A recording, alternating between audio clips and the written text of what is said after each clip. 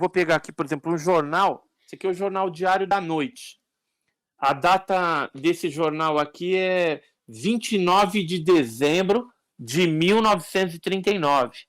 Caraca! 1939, ou seja, não existia disco voador, não se sabia nada, mas naquela época eles intitulavam esse fenômeno Uma Luz Misteriosa, né, move-se sobre o morro. Então, o fenômeno ele é bem mais antigo. Isso aqui foi em São João del Rei, em Minas Gerais, em 1939, no mês de novembro e dezembro de 1939, muitas pessoas viram lá. Só que eles chamavam que é uma luz misteriosa, é uma assombração. Não tinha drone. É a mãe do folclore, né? É mula sem cabeça. Isso, ou então algum fenômeno astronômico desconhecido. Então o pessoal geralmente interpretava dessa forma. Isso eu estou falando aqui em épocas mais recentes. Se a gente pegar, por exemplo, uma carta jesuítica, por exemplo, tem uma carta que está no Rio de Janeiro, lá na Biblioteca Nacional do Rio de Janeiro, que é uma carta do José de Anchieta. Ele escreveu para o superior dele, lá em Portugal, e nessa carta datada de 31 de maio de 1560, ou seja, nos primórdios ali da colonização, ele contava na carta o que tinha no Brasil, como que estava o esquema ali com os índios, né, que eles estavam catequizando os índios. E aí ele cita nessa carta que é extensa, num pedaço dela, a respeito do Mbai-Tatá. Mbai, coisa, tatá, fogo. Então, uma coisa de fogo, ou boitatá, né, cobra de fogo, bicho de fogo. E, na verdade, era uma luz cintilante que perseguia os índios e, segundo ele escreveu, às vezes chegavam a levar à morte esses indígenas. Isso em 1560. Caralho. Então, você vê que o fenômeno ele é antigo, existem registros, né, históricos aí. Tem até uma abdução, uma suposta, né, abdução que historiadores capixabas lá do Espírito Santo levantaram umas cartas de 1800, 1700 que falam da morte de um indígena chamado Araribóia. E aí, pela descrição do que aconteceu, ele teria sido abduzido, né, segundo esses historiadores. Só que, assim, não está tão claro ali a abdução, mas pode ser que seja. Porque a Igreja Católica, geralmente, ela puxa a sardinha para o lado espiritual. Então, para os padres ali, jesuítas, foi um demônio que pegou o Araribóia. Inclusive, antigamente, isso era muito mais ríspido, né? Era mais, tipo, eles... É muito engraçado isso. Eu tenho umas para falar sobre isso, mas tem tenho uma teoria. Não, mas mas eu posso mostrar mais uma coisinha aqui, porque é interessante. Pode, claro. Que a gente estava falando de documentos, né? Agora, se a gente for mais antigo ainda... Pô, no ao vivo... no ao vivo tá HD, o pessoal tá vendo certinho, filho, tá bonzão. Existem, por exemplo, pinturas rupestres, né, dos primitivos. Isso aqui é na Austrália. Mano, isso chamado... essa pintura rupestre é bizarra. Olha essa arte rupestre, cara, sinistra. Então, isso aqui é na Austrália, em Perth, na parte norte lá da Austrália. Tem várias cavernas e os aborígenes australianos diziam que isso aqui é a deusa da Via Láctea. Agora, se a gente pegar essa aqui o quê? Esse Grey, bicho? O quê? Esses desenhos seriam a deusa da Via Láctea. Só que entendi. se você pegar um Grey, que é um dos tipos mais... eu tô bolado, cara. Mais existentes na casuística ufológica, corresponde a 80% dos casos, você vê que é a mesma coisa.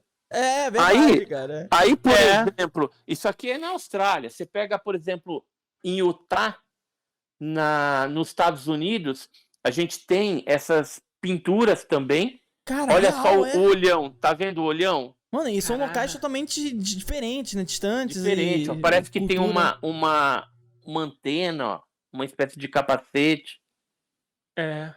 Cara, isso mas o que chama atenção é o olho, porque geralmente 80% dos casos ele tem o olho maior e uma cabeça desproporcional. Geralmente são humanoides. Então, respondendo a pergunta aí, se no passado já existia esse tipo de coisa, com certeza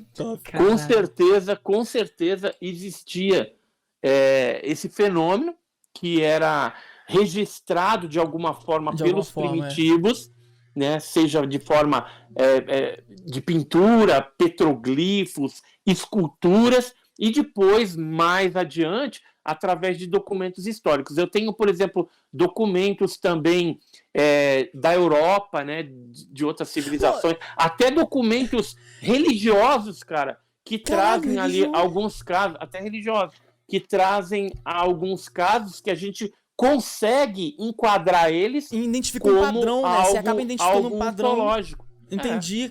Cara, tem uma coisa que falando isso tudo, já que a gente tem vários como pode dizer, resquícios do passado, me confirma uma parada, cara, porque, cara, dependendo do que você falar agora, eu vou até me arrepiar, mano. Vamos lá.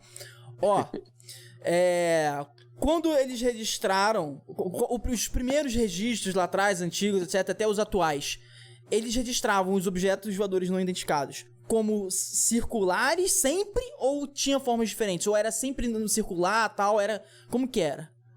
Olha, tem vários formatos. O circular, ou oval, mais arredondado, é o mais comum. Mas tinha cruzes, tinha em formato de charuto, né? Tipo, aquele mais alongado. Tinha triangulares, tinha quadráticos também. Tinha em formato de diamante, né? Cara, então mais sextavado. E interessante isso que você falou. Essa resposta aí não foi aquela que me deixou arrepiado, mas me deixou um pouquinho. Por quê? Porque você falou que a maioria é circular. E isso faz muito sentido, cara. Porque, tipo assim, eu amo física. Eu amo essas paradas, eu amo filme de ficção e tal. E tem uma parada que, por exemplo, o Star Trek, ele é uma série filme, né? Que ele aborda muito mais cientificismo, sabe? A questão de física. Olha só que foda. Aí, tá vendo? Ó? Então, a maioria é oval, assim. Tá vendo? É desse jeito aí, né? Olha a galera que tá vendo aí no... Mas tem redondo também. Deixa eu só ver se eu acho. Isso é interessante, aqui, porque... Ó. Cadê? Olha, tá vendo? Caralho. Isso é interessante, sabe por quê, mano? Porque, tipo assim, na física, você tem uma parada que a gente precisa alcançar pra você conseguir ter uma nave que consiga viajar intergalacticamente. Tipo assim, entre galáxias e planetas. Isso na física que você conhece, que a gente conhece. Não, olha aí, tá vendo isso aí? Olha só, presta atenção, olha que caraca! Porque, tipo assim, e pra você fazer isso, você precisa... Isso é de noite, tá? De noite. Agora vamos ver de dia. Geralmente tem os mesmos tipos de tá vendo, oval, cara? né? Em formato de disco. Tá vendo? Ó, faz muito sentido, cara. Porque, o tipo objeto assim... tá aqui em cima.